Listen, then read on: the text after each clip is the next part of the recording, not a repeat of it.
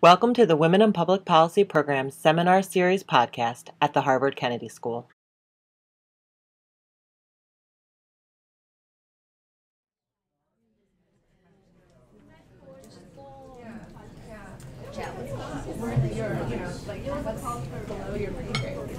Hi, should we go ahead and get started? I'm Hannah Riley Bowles. I'm the research director here at the Women in Public Policy Program, where we are committed to closing gender gaps in economic opportunity, political participation, health, and education.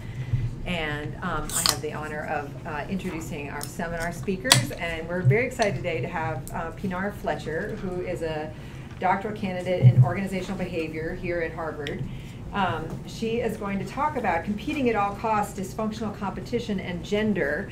I've had an opportunity to read a draft of this paper. It's really terrific, and I'm sure we're going to have a lot to talk about. Pinar collaborates closely with a number of WAP affiliates, and I think I'll just leave it there. We're just very excited to hear your work and have you here, so thank you. Thank you. Thank you for coming today to listen to our research. This is a research project that I conducted with my co-author Kathleen McGinn, actually, who's here. She's also at Harvard Business School. We looked at gender differences in what we call destructive competitive behavior. We conducted a series of lab experiments, and I'm going to talk about those lab experiments. But before I get into that, I would like to talk a little bit about what motivated this research and the theory behind that research. So with that, as I'm sure many of you in this room know, that women are severely underrepresented at the top of organizations. According to recent Catalyst research, women make up about only 15% of top executives and high earners in Fortune 500 companies. And researchers have been trying to explain this gender gap for some time now. So one stream of research that's also based in the field of behavioral economics, and they conducted a bunch of lab experiments, looked at this issue. And what they did was, in a lab experiment, they asked men and women to choose between a competitor winner-takes-all type of incentive scheme, also known as tournament type of incentive scheme, that was obviously competitive, and the non-competitive piece rate scheme. In the winner-takes-all competition, the prize was higher. So just, I don't know, putting some numbers to illustrate what I mean, people were choosing between a winner-takes-all type of competitive incentive scheme with potentially $4 per output versus working under a piece rate scheme where they would earn just $2 per output. But obviously if they lost, if they didn't score as well as their competitors in the winner-takes-all scheme, incentive scheme, they would earn nothing. So an overwhelming majority of the men went with the higher paying competitive winner-takes-all incentive scheme, and the overwhelming majority of women went with the non-competitive, lower-paying piece rate scheme. So based on these findings, researchers argued that the gender gap that I showed you here might be caused not necessarily by a demand-side explanation such as discrimination, but the supply-side explanation such as women's and men's or gender differences in competitive preferences, meaning women are underrepresented in these jobs because they're not applying for these top, high-paying, top competitive jobs in the first place. You probably can tell from my voice that I'm not a huge fan of that explanation. So anyway, like to wrap up, this research is saying and showing that man has a higher propensity to compete than women. And subsequent research, as I mentioned, basically problematized women's lower propensity to compete and just focused on researching that. Which is interesting because the same stream of research also shows that a significant chunk of men, by choosing to compete, they're actually losing money they're leaving money on the table by preferring the competitive scheme over the non-competitive piece rate scheme, because these are men who are performing badly. So as a result, when they choose a competitive scheme, they lose and they earn nothing. Whereas they would have been better off with the piece rate scheme, where they would, like earn at a lower rate, but they would actually, at least get something for their efforts. So basically, men are actually not always benefiting from their higher propensity to compete. In general, we know from research on competitive preferences, individuals in general, both men and women, to benefit from showing competitive behavior, they need to evaluate their competitive environment carefully and judiciously weigh the benefits of competing against costs of competing, and then make a decision.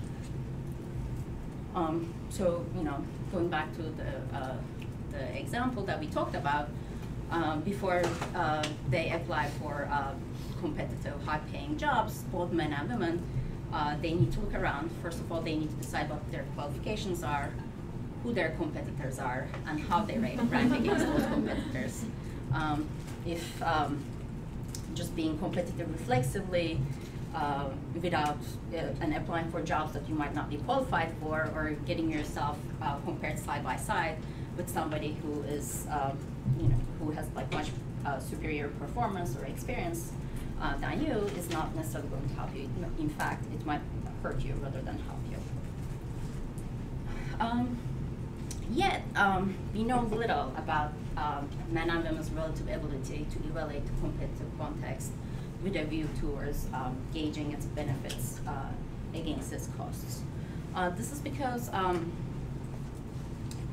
most research that looked at either competitive behavior or gender differences in competitive behavior, they either focused on types of competitive behavior that conferred pure benefits and no costs to the instigator, such as certain types of sabotage behavior where only the person that you're trying to chip off, your competitor, is bearing costs and you're just reaping benefits. Or they looked at competitive context where there was no variation in terms of expected benefits and costs of displaying competitive behavior. In particular, research focused on the winner-takes-all type of competitive competitions where participants received no information on their performance and how they ranked against their competitors. So no performance feedback and no comparative performance feedback. So in our research, we tried to address this by doing two things. One, we looked at the type of competitive behavior that was very explicitly associated with both benefits and costs. We looked at destructive competitive behavior, which we define as competitive behavior that aims to hurt the competitor or the competitors, but has the potential to confer net losses or net gains to the instigator. So it's a type of competitive behavior where you're trying to hurt the competitor, but by doing so, you're running the risk of potentially hurting yourself as well.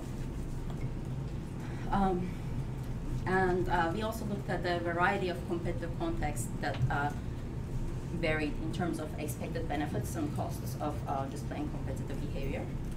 And yes. So that's a quick. Would like a chicken game fall into destructive competitive behavior? Is that how that's been conceptualized in the past? Yeah, okay. Yeah. Chicken game, or I don't know, you're destroying your colleague's work, but at the expense of potentially getting caught and fired, okay, for example. Okay. I mean, the idea was to like. I'm just thinking more in terms of economic models that people might choose from. I was just thinking the chicken game where you're in essence veering toward one another, and if one doesn't give out, they. No, I guess like here, the competitive behavior is only coming from, or the behavior that aims to hurt the other competitor is only coming from one side. Okay. Okay. So it's unidirectional. Yeah. And it's just it's really sabotage is the essence of what you're focusing primarily on. So. Yeah, it's potentially with risk of getting caught. Sabotage-like behavior that has the potential to hurt the saboteur itself, not just the risky sabotage, but exactly. Unidirectional risky sabotage. Exactly. Just trying to understand exactly what you're getting. Okay, thank you. So as I mentioned, our aim in doing all of this was to figure out gender differences in ability to evaluate the competitive contexts, and women, whether men and women differ in their ability to gauge benefits and costs of displaying this particular type of competitive behavior. In doing so, we were trying to figure out whether men and women can distinguish between contexts where displaying competitive behavior is sort of more dysfunctional from those contexts where displaying competitive behavior is more rational or beneficial. Hence the, I guess, title of our presentation. So we looked at 3 factors in our research. Organizations typically use these 3 tools to signal and to set the expected benefits and costs of displaying competitive behavior. They use different type of incentive schemes. They use different types of performance feedback schemes, systems, and number 3, they use behavioral norms or established behavioral precedents to signal the benefits and costs of showing competitive behavior within organizations. We primarily focused on 2 types of competition contexts, high intensity and low intensity. High intensity competitions use winner-takes-all incentive schemes with high social comparison or highly comparative performance feedback. A typical example of a winner-takes-all type of incentive scheme would be employee of the month award or some type of promotion systems where the top performer or the top performance get everything recognized, and the so-called losers, they get nothing for their efforts, essentially. Under a typical example of a high social comparison or highly comparative performance feedback system is a 360-degree review. Here, a focal individual's performance is explicitly and emphatically compared to those of others. Here, both the incentive scheme and the performance feedback system emphasize, recognize, and reward only performance relative to others. Individuals get the signal that their own individual performance is only important in relation to how they perform against others. In contrast, in low-intensity competitions, variable reward schemes and no social comparison or non-comparative performance feedback systems are used. Under the variable, so here, this is still a competitive environment, but individuals feel that their individual accomplishments in growth and performance still matter, regardless of how they rank against others. So, for example, in a variable reward scheme, the top performance would get recognized in that they would earn at a higher rate, or they would, get more for their efforts. But everybody else would still be getting paid or rewarded in line with their performance. A typical example of a variable reward scheme would be like a bonus or profit sharing scheme. Do the 2 factors you have to go together, the winner takes all with high comparison or variable with low comparison? I'm thinking about sort of, making partner or making tenure, where at the end there's certainly a winner-take-all, but along the way there's not necessarily high social comparison. Yeah, so we are essentially focused on these 2 competitive contexts, and but then they we don't looked have at, to go together. Yeah, they don't have to go together, but you can see that how they can actually go together in terms of emphasizing performance relative to others. So what we did was this was our initial focus, and then we looked at different combinations.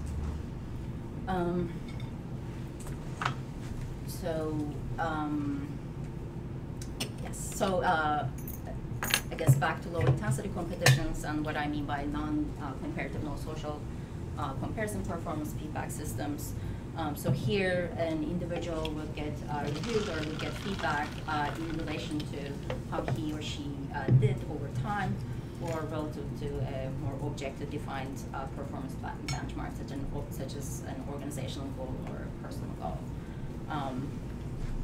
So maybe to clarify that a little bit further, let's say there's a sales organization and there's a salesperson. The salesperson might be told, you sold X this year versus you sold Y last year. Whereas in the high social comparison performance feedback, the same person would be told, you sold X this year, whereas your peer or your peers sold Y.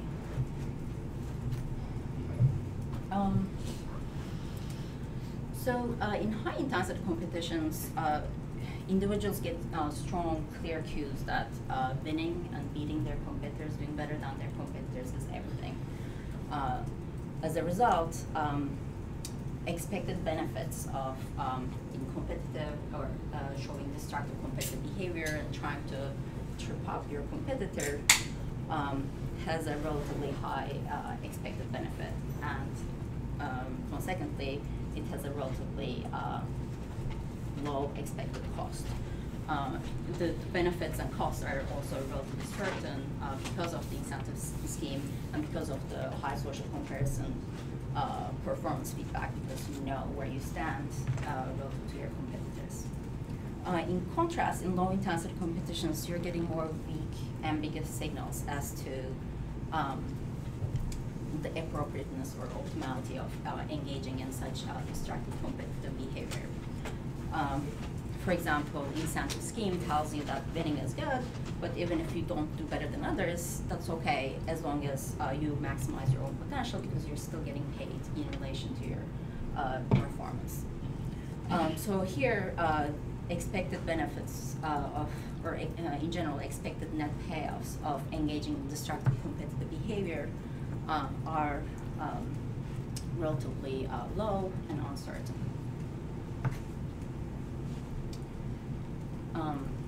So given that expected net payoffs of engaging in destructive competitive behavior are significantly higher in high intensity competitions than in low intensity competitions, we predicted that such behavior would be, we would observe such behavior a lot more often to a higher degree, to a significantly higher degree in high intensity competitions than in low intensity competitions. However, we predicted that this relationship between gender and competition intensity would actually be qualified or would be moderated by the gender of the focal individual who's making the decision. And this part, I'm going to explain how we think about this interaction effect a little bit more in detail next. So some situations are strong. What I mean by that is that in strong situations, people get clear, unambiguous cues that about the optimal or appropriate kind of behavior, meaning people know, or they get very strong cues that behaving a certain way is going to maximize their individual payoffs. In these kind of situations, these strong situational effects dominate people's behavior and leave no room for individual differences such as gender-based differences. So in these kind of strong situations, both men and women taking their cues from the situation, they behave similarly. And as a result, you usually do not observe any kind of significant gender-based differences in behavior. In contrast, in weak situations, individuals get ambiguous and mixed signals about how to behave and what is likely to optimize their individual outcomes. When situational cues are weak and mixed like this, it leaves room for gender-based differences to creep in. So in these kind of situations, both men and women, they start listening in and behaving more according to gender-based prescriptions. So what do these gender-based prescriptions tell us?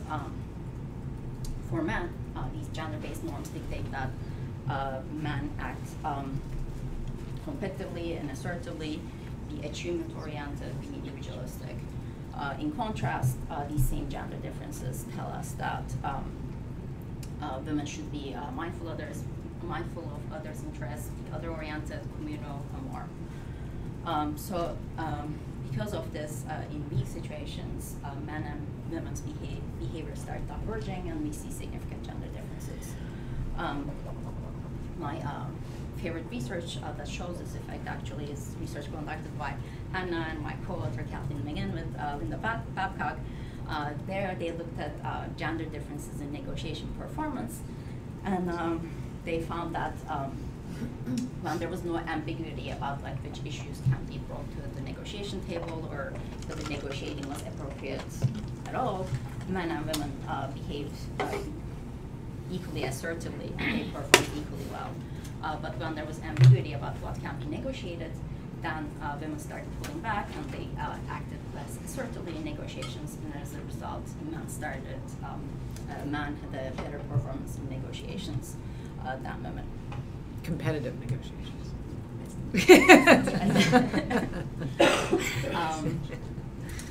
So obviously, in our case, competition in that intensity is a strong situational cue.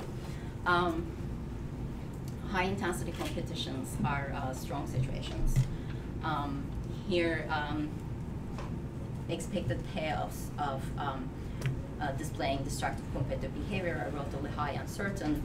So men and women, they both get clear, strong signals, cues that they should behave competitively, engage in destructive competitive behavior to maximize their individual payoffs. So we expect no gender differences in situations like this. In low intensity competitions, the situation is worse. Here, individuals are getting mixed signals about the appropriateness or optimality of engaging in destructive competitive behavior. Expected payoffs from such behavior, expected payoffs from destructive competition are relatively low and uncertain. So here we expect men, so in general in competitive environments there isn't a conflict between gender-based norms for men and competition. Men are expected to behave competitively and assertively and be achievement-oriented. So we expect men to continue to show reflexive competitive behavior in these type of environments, whereas we predict women to take a step back and evaluate competition context more consciously and start paying attention to gender-based norms which dictate that they should be other-oriented, communal, and fair. So we expect to see a gender difference here.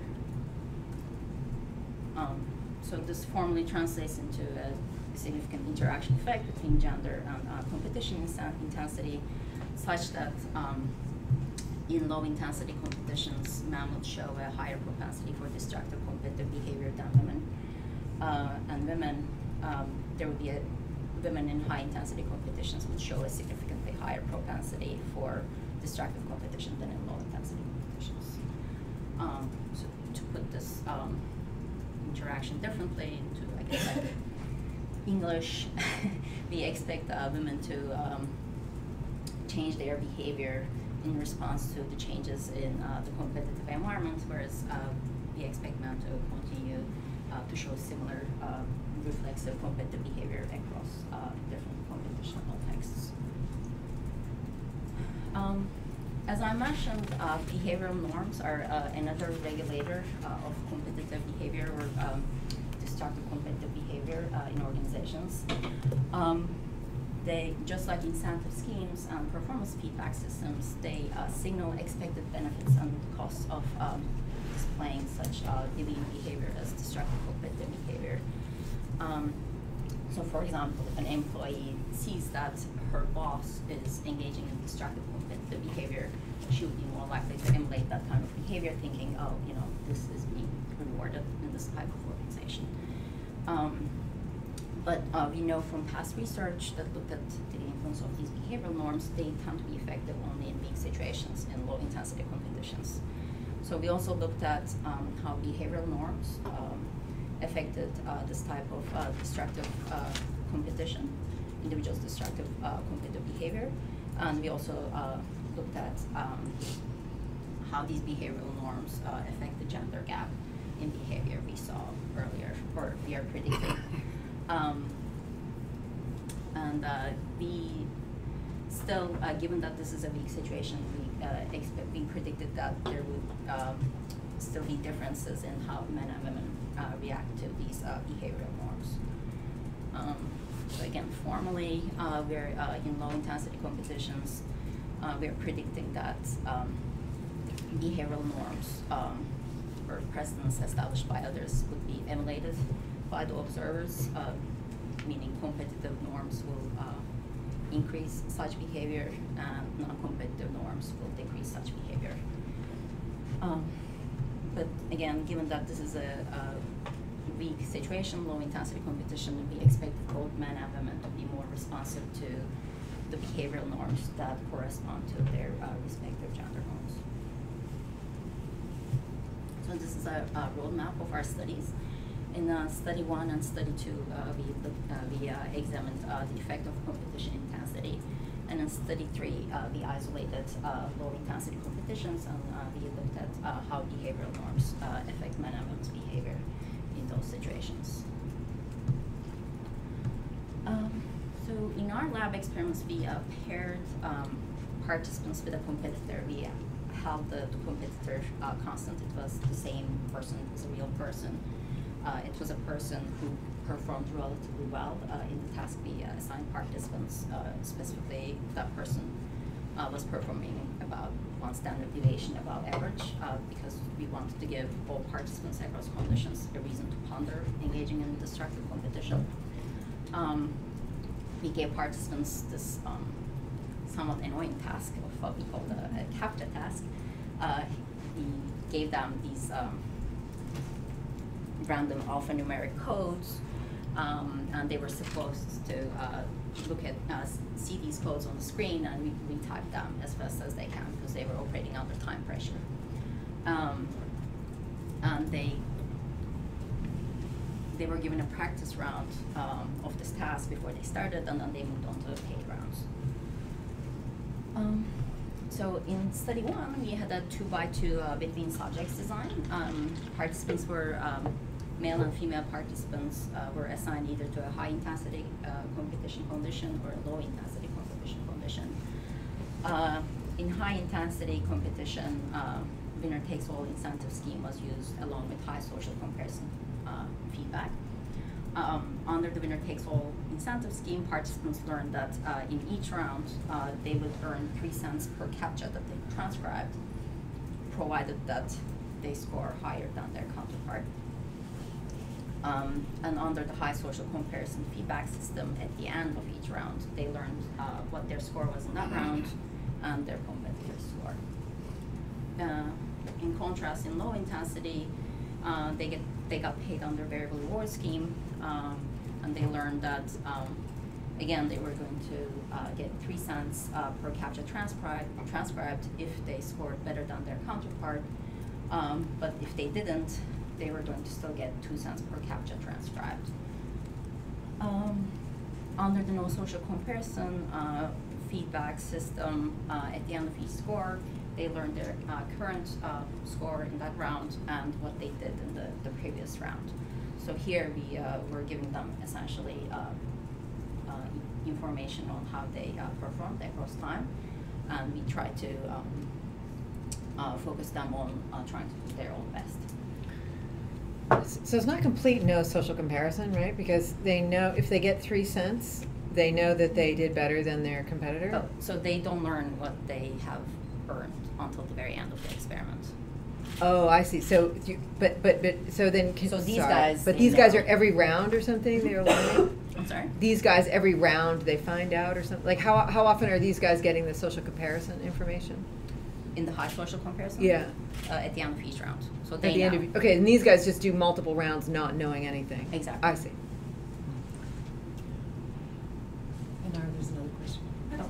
The person that they were competing against, was that always the same person, or was it sometimes male and sometimes female? No, so it was the same person. It was a real person, and it was a relatively well-performing individual.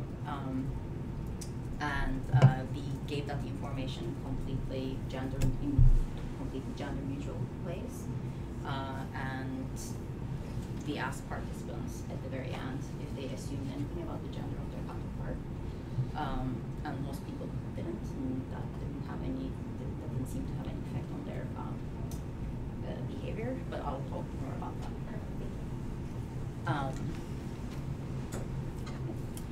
So this was the flow of the study. Just one comment on this question. The low social comparison treatment was getting parallel information every round. It was just information about their own performance alone.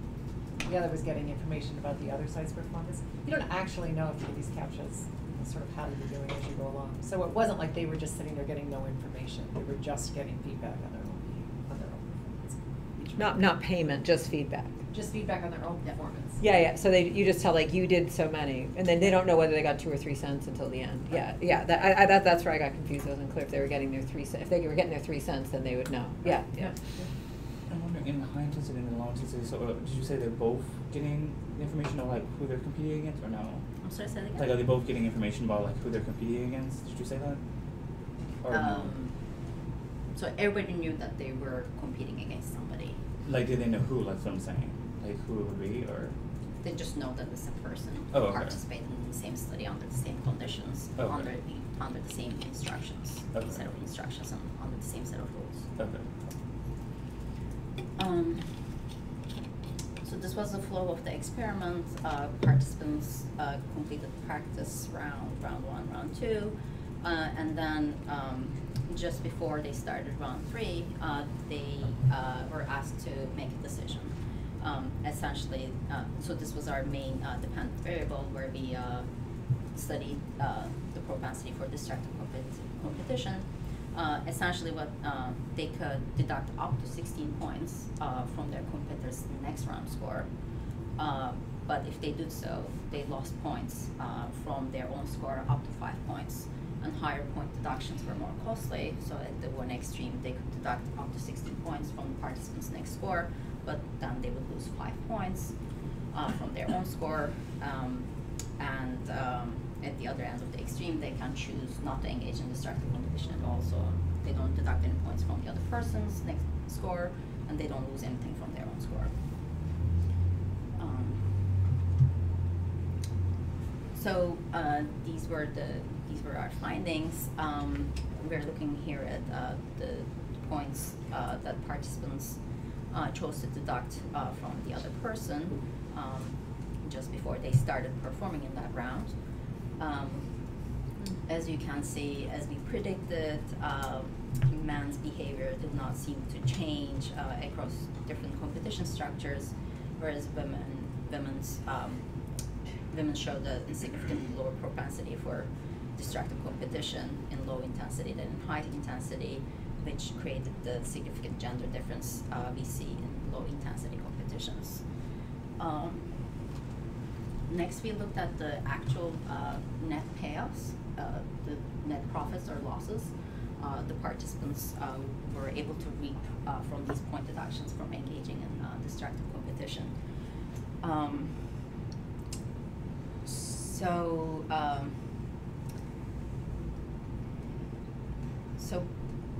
obviously people are making more money in high intensity competitions than in low intensity competitions. But there's a significant interaction effect between competition and gender.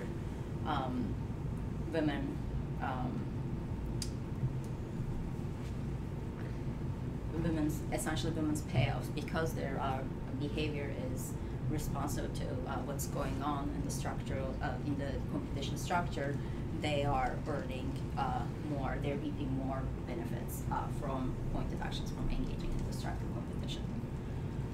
Can you explain how the sabotage, I'm trying to understand, well, both first in the technical sense, how when they engage in this, that under what conditions does that benefit you?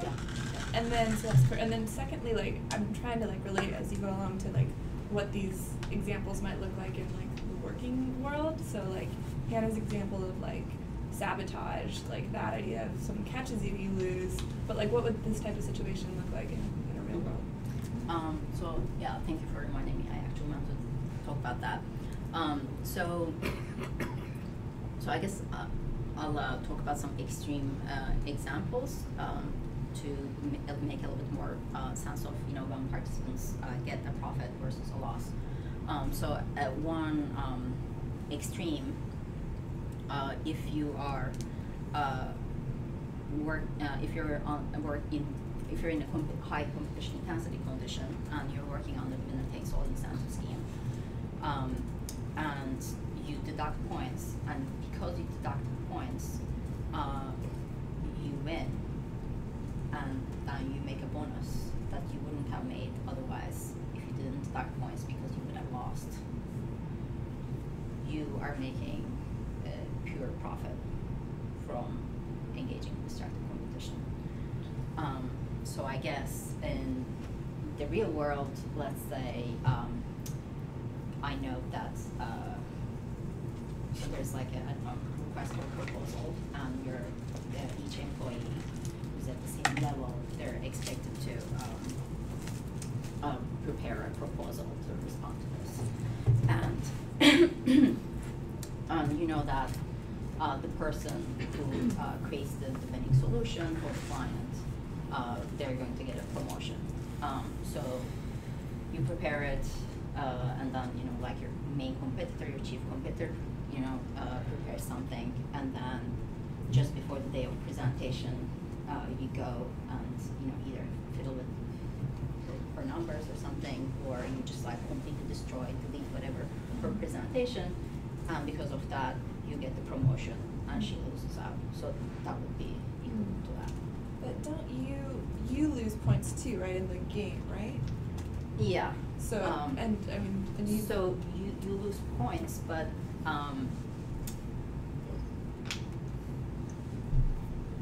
you would have made 0 anyway in that situation. So essentially the cost is 0.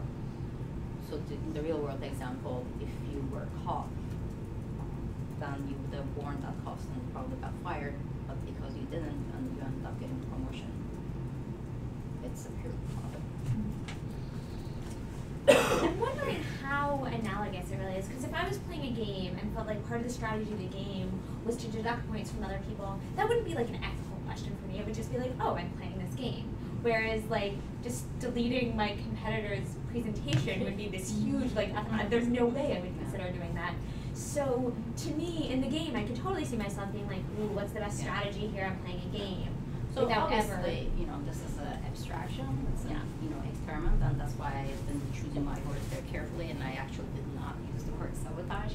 It's more like a sabotage-like behavior, and it's partly because of that, because it's almost like, we're kind of like allowing it. It's not done by the experimenter, so it doesn't have the same illicit or illegitimate connotation of destroying somebody's work.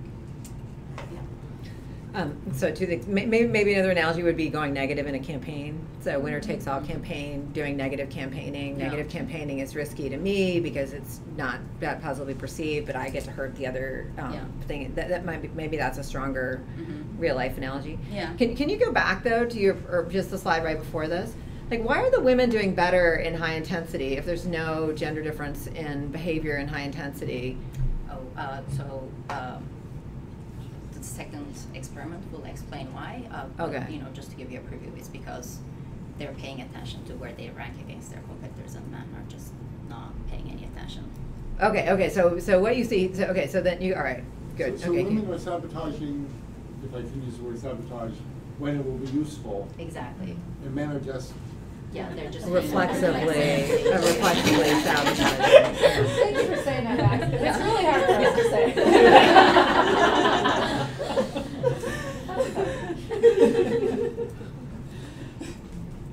That's fascinating.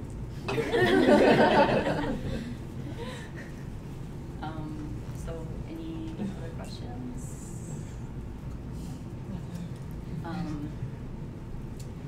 So it'd be fascinating. I have a propensity to like raw data. It would be fascinating to actually look at if you go back one slide, particularly on the left-hand side, to see the frequency distributions of the impact of the sabotage rules. Yeah, yeah. To just get a slightly better feel for this enormous Yeah, that makes difference. sense. Yeah, that makes sense.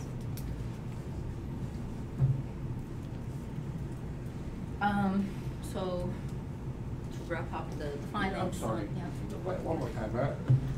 And so this says benefits reaped from destructive competition. So is this only incorporating the data points where the person did engage in the Yeah, sabotage so how behavior? we calculated it is what I should have actually said before I validated the results is, so this is bonus that additional bonus participants were able to reap from destructive competition minus any bonus that they forgone because they deducted points from the other person. So if you have not engaged in any point deductions, it's basically 0 minus 0, 0. Got it. Okay. So there are a bunch of zeros. And, Got it. about 50% of the people don't engage, so they're like 50% of the data is zeros.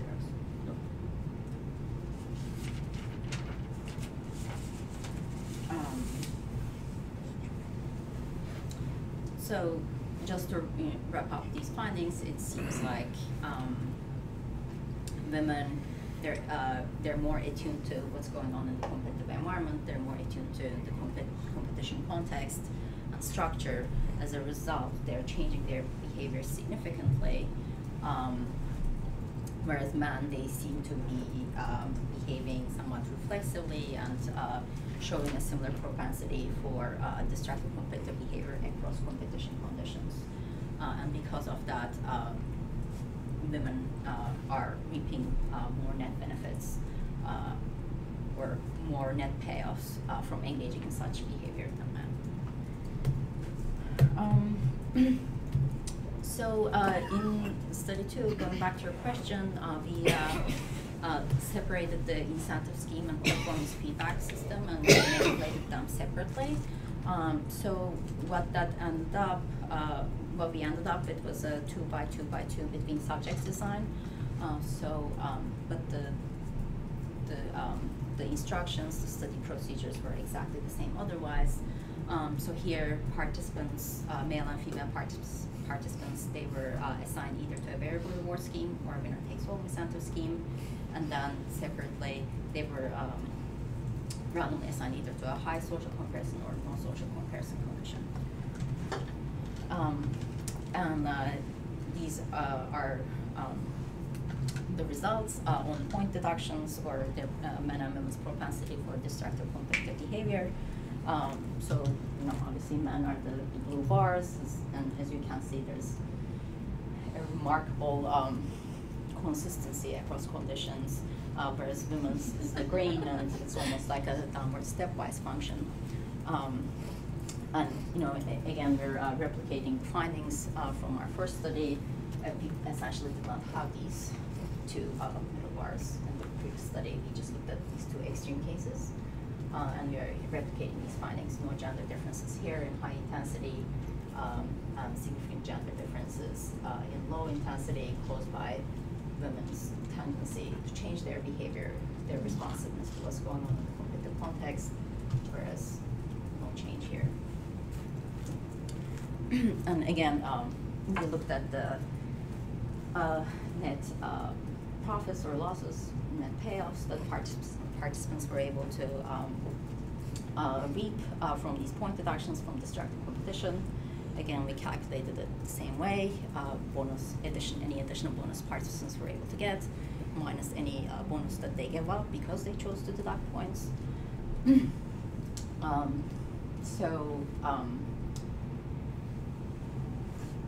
Incentive scheme, social comparison or the performance feedback, and gender, they all mattered. They all had a significant main effect on the net payoffs reaped. But all of these main effects were qualified by one, a significant two-way interaction between gender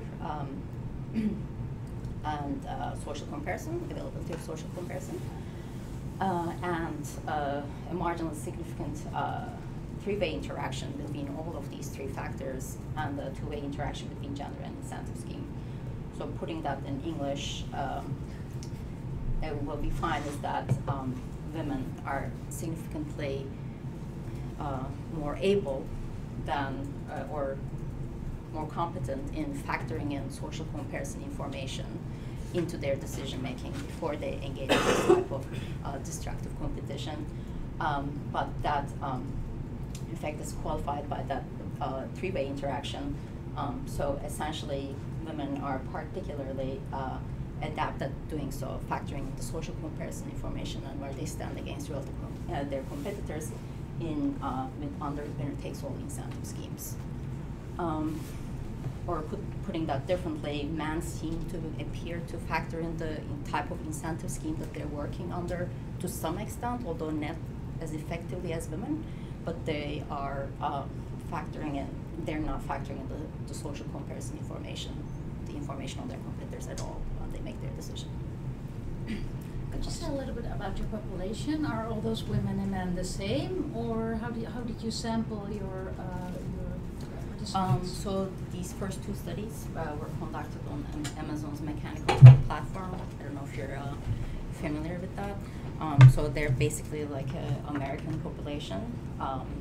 They were all adults between the ages of, I think, 18 and 65, with an average age of about 30. And that's pretty much all I know from on this experiment, but there are other people who conducted research on who these people are. And they tend to be pretty representative in terms of like where they live, etc.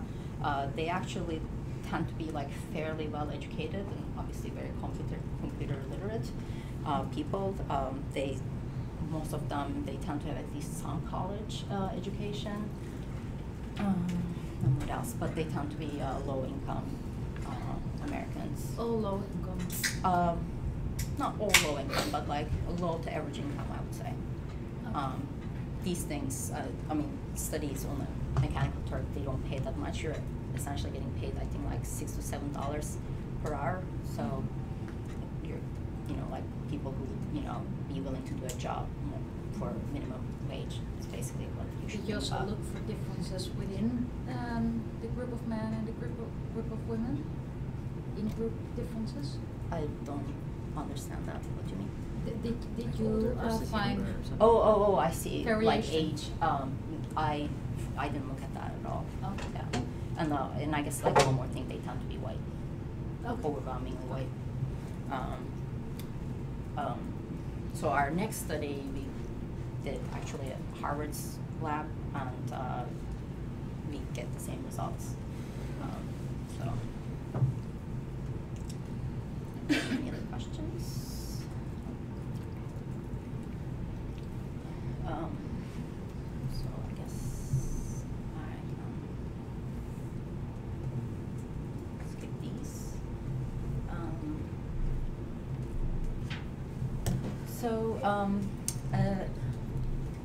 As I mentioned, another tool that organizations use to regulate this kind of competitive behavior, or almost like a given type of competitive behavior, is through established behavioral precedents or behavioral norms.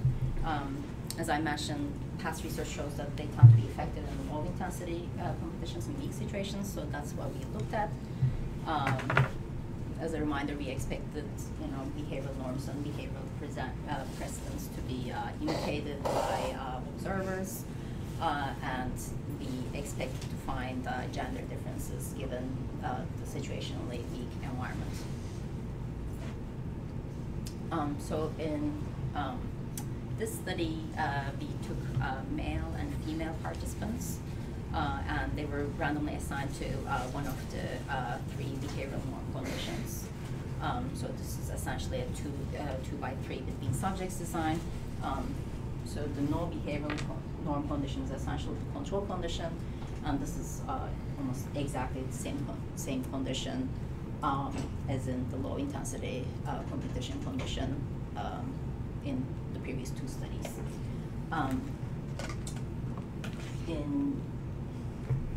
So this is what we're doing different here.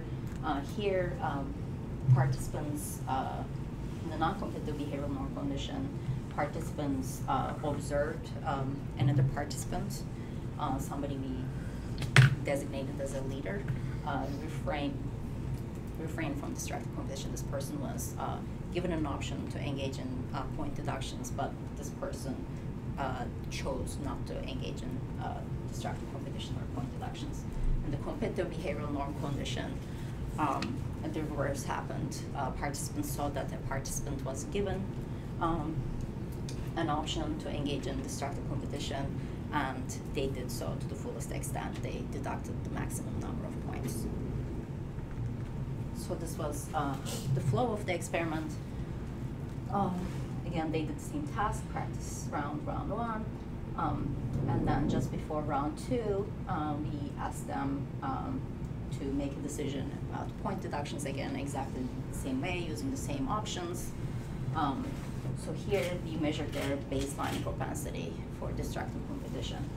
And then they completed round 2, and then they were assigned to one of the 3 behavioral norm conditions. If they were in the no behavioral norm control condition, they just continued on through the experiment. But if they were in one of the competitive or non-competitive behavioral norm conditions, they made that observation about the other person's behavior, and then they were given the decision to engage or not engage in point deductions before round 3. So this is our main area of interest here. We want to see how their behavior changed from the baseline to this after potentially observing a behavioral norm, depending on what condition that they were assigned.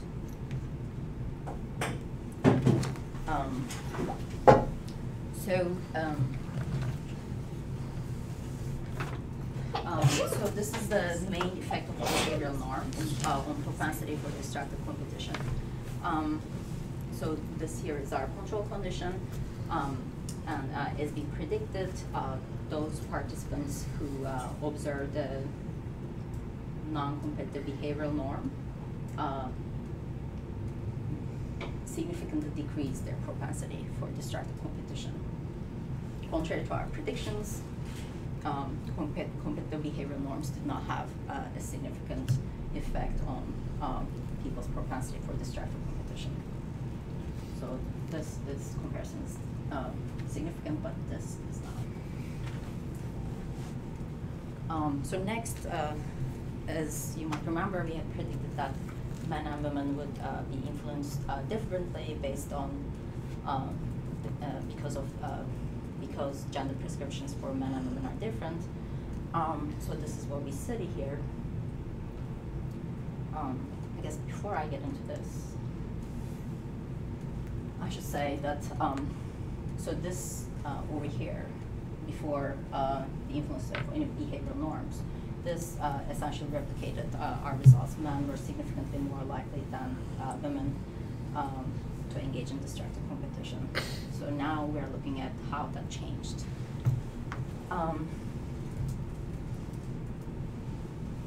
So comparing women in the control condition, the women in non-competitive behavioral norm condition, we see a significant decrease. And comparing men in the control condition to men in the competitive behavioral norm condition, we see a significant difference in behavior. So just as we predicted, women were only responsive to the non-competitive behavioral norms, and men were only significantly responsive to competitive behavioral norms. And as you can see, just this is the control condition. The gap actually decreases a little bit between men and women. There's like a little bit of a reversal in behavior. In round 3, men are, if they do not observe any behavioral norm at all, men are actually decreasing their propensity a little bit, and women are increasing it a little bit. But the gender gap is still very significant despite this reversal. Did you experiment at all with making these norms that's like explicitly gendered? Like saying, women don't really compete, so yeah. Or like so yeah. I wish we had done anything like that. We just talked about this other person in gender neutral terms. Yeah. And we just left it at that. I don't think we even like asked what they thought the gender of that person was. I'm just thinking of those studies like with the math tests and stuff where they tell girls beforehand, like, you know, girls aren't really good at this test, and then they actually perform worse. Yeah. And so, you know, like, so I wondered if you like gave explicitly gendered cues about performance or behavior. Yeah, that would be interesting. Yeah. So what we find about how people think about gender without unprompted, because we asked about their competitor and what they thought about their competitor, we find that 70 to 75% they actually say that, like, well, I haven't thought about the gender of the other person at all. So the rest, 30 to 25%, they assume something. So those who assume something, they're more likely to think that the other person is male. I have like somewhat of a amateurish interest in linguistics, so that's pretty like typical when you don't tell anything about the gender of a person in a male-dominated society. They tend to think that that person is a male. But the interesting thing is, despite that effect, men tend to think that their competitor is a man, and women tend to think that their competitor is a woman. So make of that what you will, kind of, you know. But yeah, so that would be interesting. That's a good question. Yeah, no, I was just wondering, in the no leader condition, it almost looks like the behaviors are sort of self-correcting, like they might be learning sort of how to do the task better. So I was wondering if you saw any changes over time. Yeah, so I think, so that is not a significant difference, but neither for men nor for women.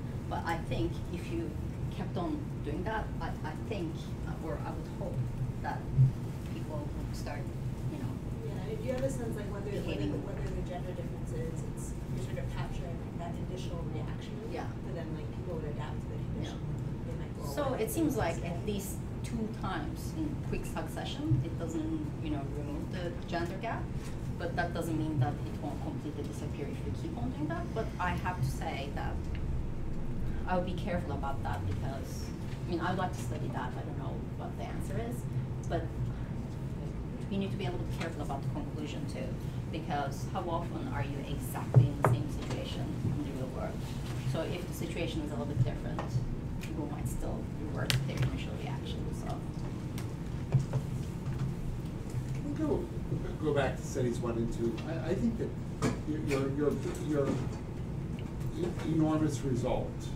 Which one? The net payoffs? That women do better when they sabotage on the left-hand side.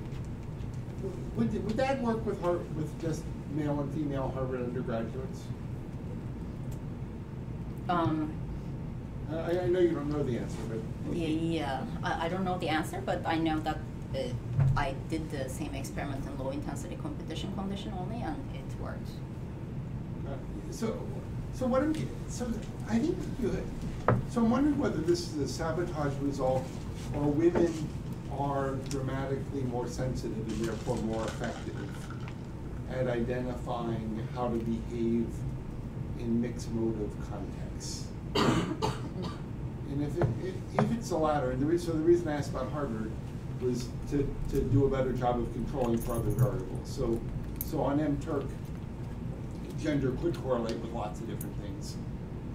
If you only had Harvard undergraduates, then you control for most of those things. Yeah. And so there's something kind of fascinating about the sensitivity of women to the environment that they're in. Yeah.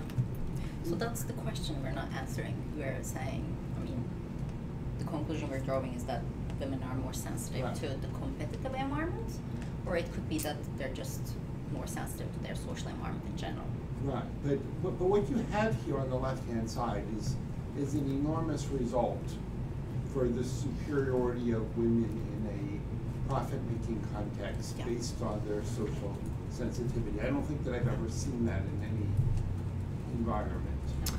And the question is whether that generalizes to lots of other tasks where you need to, where the behavior of the other side might be predictable based on the past, where women would pay attention to that and men would lose that. And I'm thinking about Neil Buff and Brandenburger have this book on co-opetition, which is all about identifying when you need to cooperate with your competitors. Yeah. And sort of in that whole class of real-world environments and a large number of games that you could think of, would women do a better job if you gave them some information about the opponent? Yeah. Oh, that's a very interesting question. Like somewhat related research that's not published from London Business School. What they actually did in their study is they did something bad to men and women. Like they essentially got screwed by somebody, and in a competitive game, and then they moved them to a cooperative game, and women were actually a lot less likely to mention, to forget like what happened. So I don't think, I mean, that's like just very preliminary research. So I don't think it extends. These results would extend to all kind of situations, but I mean, I don't know. So Niederle and Westerland's research, they showed that the research that motivated all of this, they showed that both men and women, they make bad decisions before they enter into competitive games. Men, they just act so overconfidently, although being bad performance, and they lose money that way. And a bunch of women, they act underconfidently and they lose money because of that. So I don't think these results can unfortunately be like generalized to everything. But I don't know the answer. No, I think there's other. I think even if you go back to like the old like Rubin and Brown, they looked at all these. They did all these kind of like gender as personality studies, and actually women. The results are very similar to what you described. Women not men actually changing their play in games with cooperative potential, and women not like persisting in retaliation after defection and stuff like that. So I mean, so you don't, and you also actually the results on gender and integrated problem solving don't really favor women necessarily. There's certainly no evidence of women being better. If anything, some people would like to argue men are better based on the results. So the pattern, exactly to your point, I mean, just adding a little bit more grist to your argument doesn't. Yeah. What about like a Schadenfreude effect for men, or like a Schadenfreude effect, like got him. Like the Schadenfreude, meaning joy in somebody else's pain. Or like the video game effect or something like that. Like that. One thing I wonder is, so you look at these things, so the men are making a trade-off. Like let's just assume they're somewhat rational. Like maybe they get such a kick out of this game where you bust the other guy that they don't even care what they win. They're like, I will pay you $1 to just bust on this guy for 10 minutes. We have some qualitative data that I'm going to talk about. Yeah. Oh, good. Don't let it slow you down. That's not the case. Oh, good. Yeah. But I mean, it's not conclusive evidence. If you have more stuff, you should show us. So we don't want to. We kind of thought you were at the end. Keep going.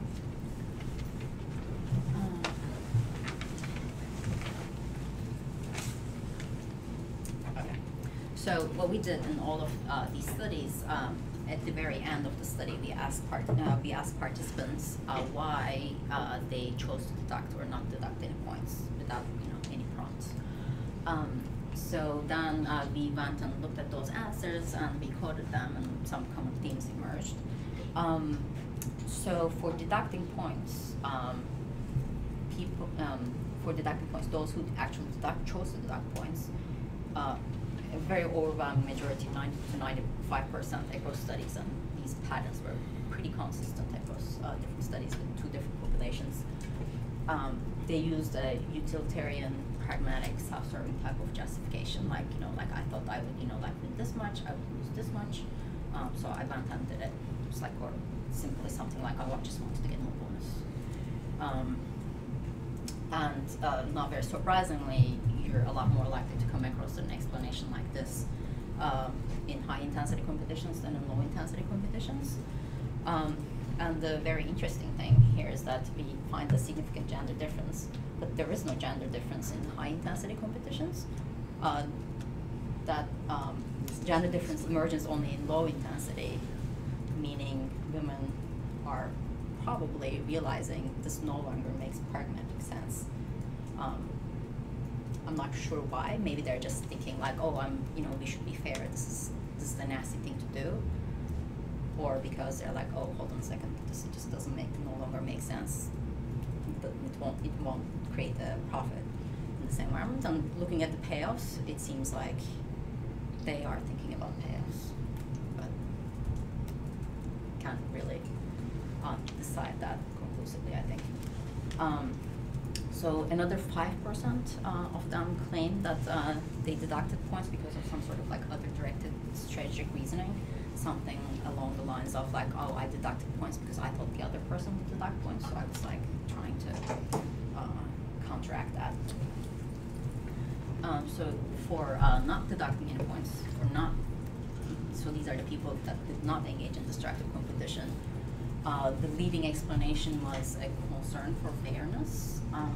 Women were a lot more likely to mention a concern for fairness than men, especially in low intensity competition. So I think the parallel thing is happening there as well, rather than making a very pragmatic calculation. Some of them are just saying when it doesn't.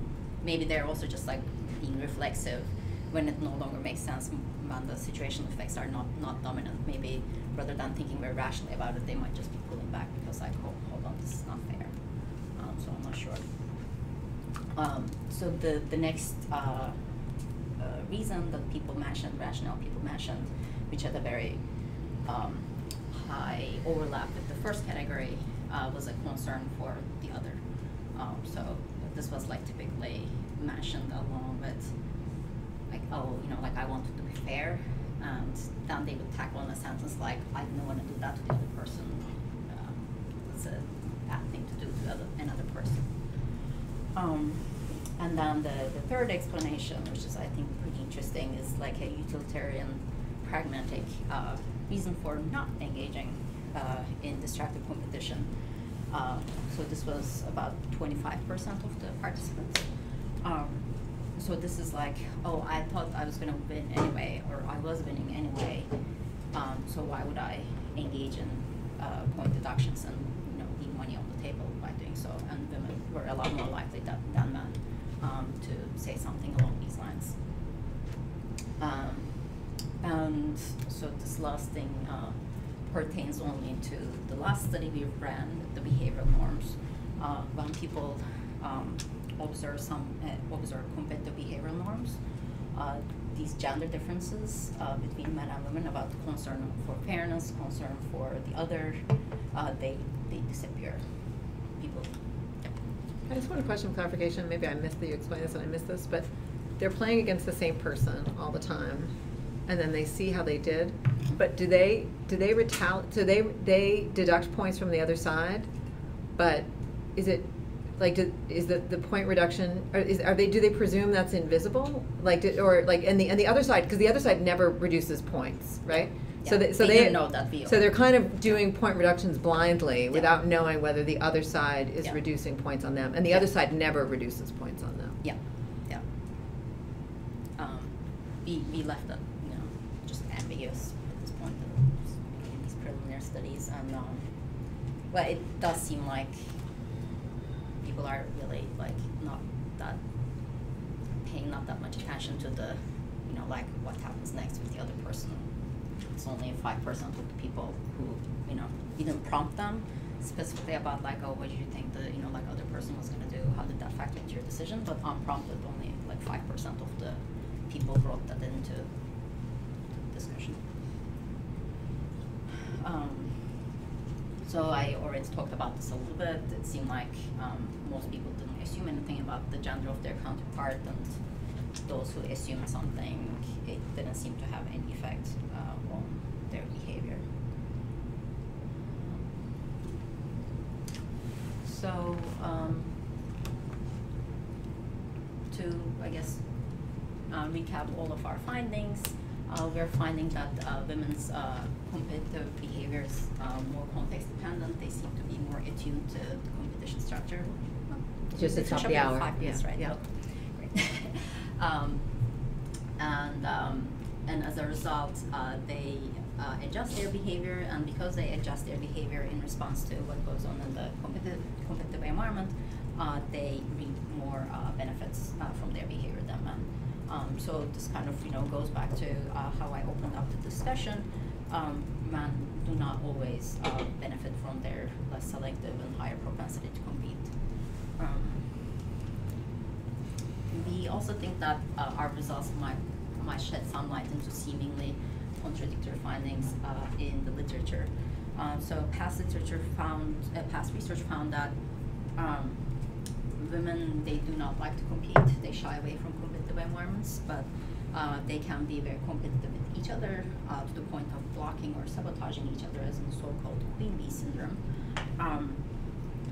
So we think that actually there is research by Rogan Ely that shows that this kind of queen bee type of behavior, sabotaging or blocking each other women, they tend to happen in male-dominated organizations.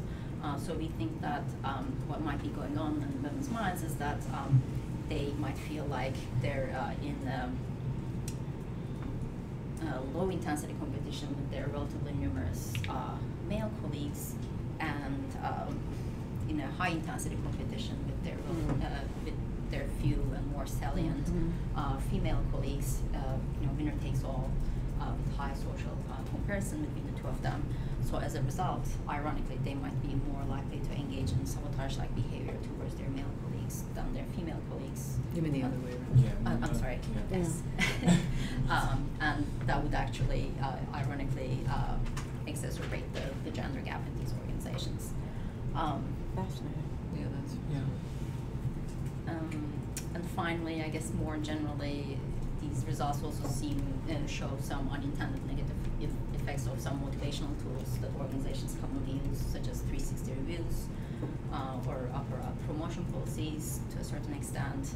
It seems like organizations might be better off with structuring their inter-organizational competitions as low intensity, but they also need to keep in mind that that might actually create a gender gap.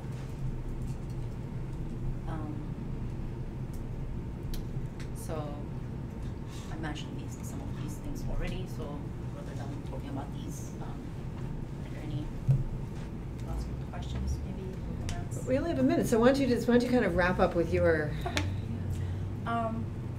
So this is something I already mentioned when Max asked his question. So we saw that man's behavior was not responsive to changes in the competition environment, so we concluded that men are not responsive to the changes in the competitive environment, but we didn't compare their behavior between a competitive and non-competitive situation. It might be that they're just not paying that much attention to their social context in general. So we don't know if it's the competitive context or the social context in general that they're not paying attention to. And finally, we also just looked at the ratio between the prizes in winner-takes-all and variable reward schemes was a constant ratio across all studies. So as a result, the expected payoffs from each type of incentive scheme was constant. So we're kind of generalizing results based on that, but it might be interesting to shrink or expand that expected payoffs between different competitive situations and see, like maybe if the gap, gets wider, we might, see more sensitivity in man's behavior, so on and so forth. So it's sort of like, running a sensitivity analysis on these results would be helpful.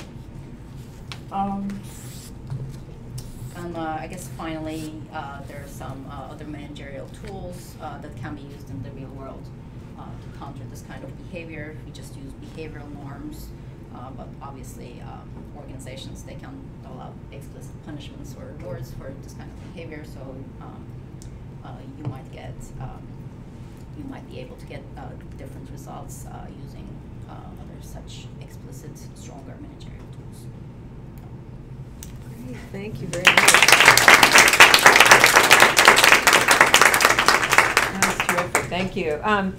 Next week, please join us. Deborah Rohde is a professor of law at Stanford University, is going to talk on the big question of what women want. So we're going to hear about that.